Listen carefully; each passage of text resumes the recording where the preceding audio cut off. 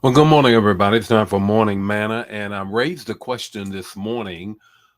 Will you fumble fame? Will you fumble fame? It's great to be with everybody on this morning. Good to be back in the saddle. Man, where did you go to church yesterday? What did the man or woman of God preach on yesterday? Let's have a little conversation before we get into the word, because I do have a word that I want to impart into your life on today. And that is, where did you go and what did the man or woman of God preach? Where you went on yesterday?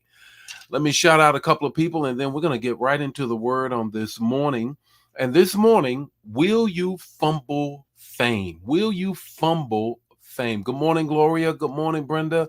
Good morning, Angela. Good morning, Dr. Moore. How are you on this morning? Missed you on yesterday. I don't know whether you were in the building or not.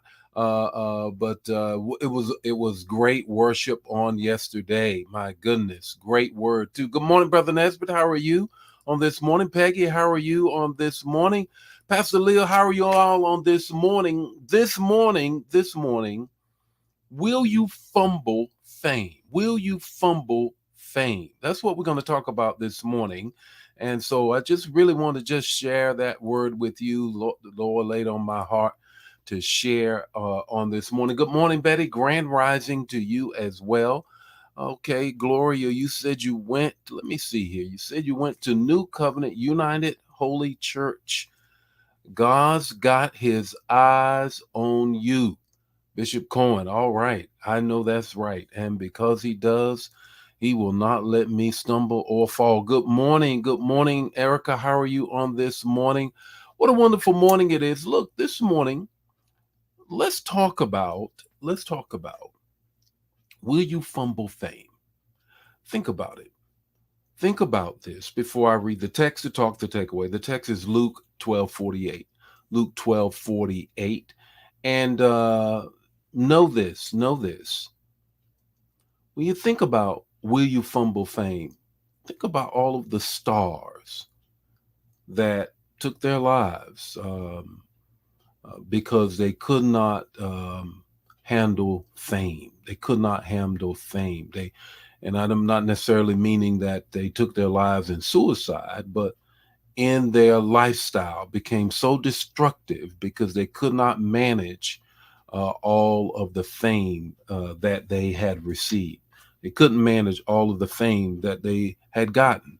And so, right now, I don't know, I believe someone has it, but $820 million in the Mega Million and the Powerball. I find it interesting many times when I go to get gas that I bump into somebody that goes to New Life and they're getting their ticket and taking care of business on as far as they're concerned, trying to hit that number, trying to get that number. Well, will you fumble fame? Will you fumble it if you got it? Luke 12:48. To whom much is given, much is required. To whom much is given, much is required. The first thing I want to share with that, when I think about that, when I think about if you won $1 billion, literally,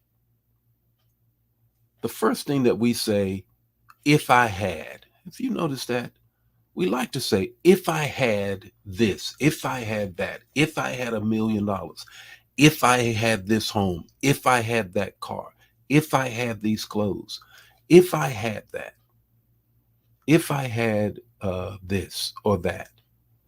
Second thing is this: what do you already have? Have you ever counted what you already have? What do you already have? My parents used to say it all the time, and now that I am what their ages were when I listened to them say this, I thank God for my life, health, and strength. I thank God for my life, health, and strength. But that's not all you have. You have your time, your talent, and your treasure. That's what you have. My life, health, and strength, my time, my talent, and my treasure. If I had, that's what you have. Here's the third thing I want you to grab. What are you doing with what you already have?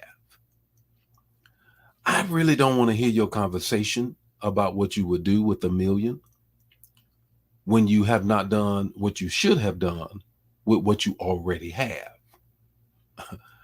What are you doing with the time that you have, the talent that you have, the treasure that you already have?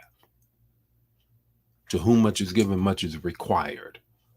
So if you had that 820 million or $1 billion, then here's the takeaway.